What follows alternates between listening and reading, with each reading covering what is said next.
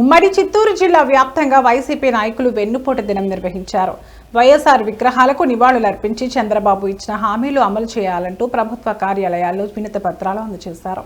నగరిలో మాజీ మంత్రి రోజా ఆధ్వర్యంలో వినూత్నంగా ఆందోళన చేశారు. రోజాతో సహా అందరూ చెవిలో పువ్వులు పెట్టుకుని క్లాక్ టవర్ సెంటర్ నుంచి మున్సిపల్ ఆఫీస్ వరకు ర్యాలీ నిర్వహించారు.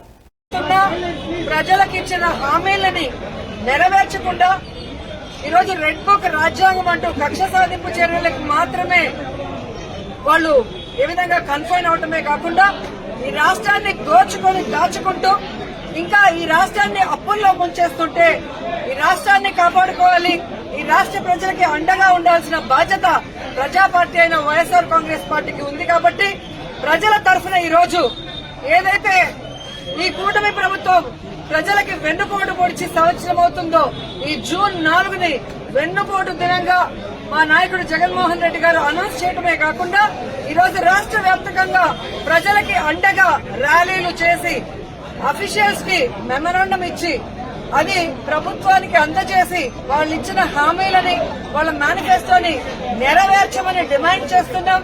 అవి నెరవేర్చకపోతే వదిలే ప్రసక్తి లేదు అని కూడా ఈ సందర్భంగా హెచ్చరిస్తున్నాం. మీరు చూస్తే ఎన్నికల ముందు కూటమి ప్రభుత్వం అంతా ఎలా ప్రచారం చేసుకుందో మనం చూసాం. ముఖ్యంగా తెలుగుదేశం పార్టీ వాళ్ళైతే వచ్చేది బాబే, ఇచ్చేది బాబే. ఏమొచ్చిందయ్యా? మీకైతే పదవులు వచ్చాయి, బాబేమో వచ్చి ముఖ్యమంత్రిగా కూర్చున్నాడు.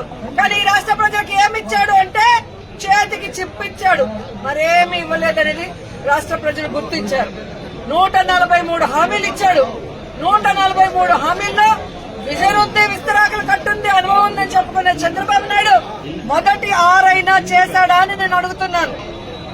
ఈరోజు చూస్తే చంద్రబాబు నాయుడు ఏరు దాటక ముందు ఏటి మల్లన్న, ఏరు దాటాక బోడి మల్లన్న చందంగా పరిపాలించిన విధానం మనకు తెలుసు.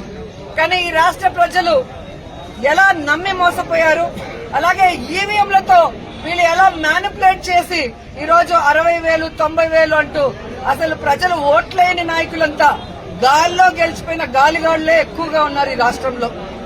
సో ఈ రోజు నేను ఎందుకు ఇది చెప్తున్నాను అంటే జగన్మోహన్ రెడ్డి గారు ఎన్నికల్లో చెప్పడం జరిగింది, చంద్రబాబు నాయుడు 3 సార్లు ముఖ్యమంత్రి అయినా ఏ రోజు చెప్పిన వాగ్దానాన్ని నెరవేర్చలేదు, పిల్లలిచ్చిన మామనే వెన్నుపోటు పొడిచిన వాడు, జాగ్రత్తగా ఉండండి అని.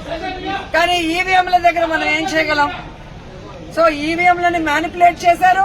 కొన్ని చోట్ల అమాయకమైన ప్రజలు, రైతులు, మహిళలు కూడా జగన్ గారే ఇచ్చినప్పుడు చంద్రబాబు నాయుడు, లోకేష్, పవన్ కళ్యాణ్